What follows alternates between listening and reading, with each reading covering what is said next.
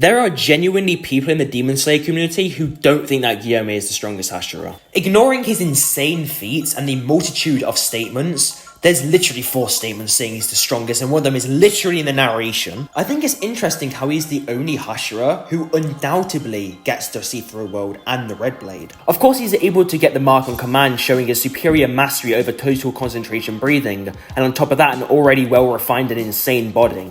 That's one of the 3 amps that shows his superiority over the other Hashira.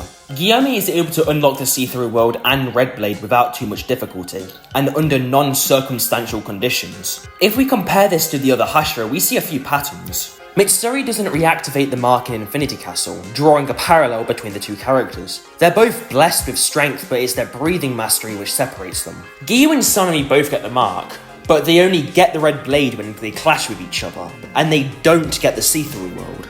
Obanai and Moichiro get all 3 amps, however their access to the see-through world and red blade are questionable.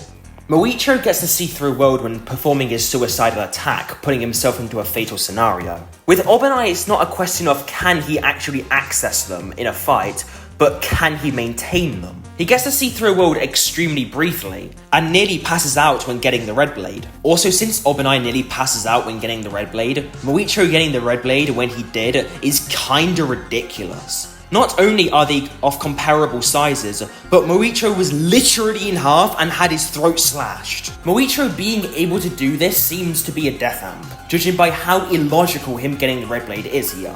I could go into a much deeper breakdown about these 2 and their amps, but I would need to break down what the amps symbolize and what the narrative purpose is, so it's better saved for another video.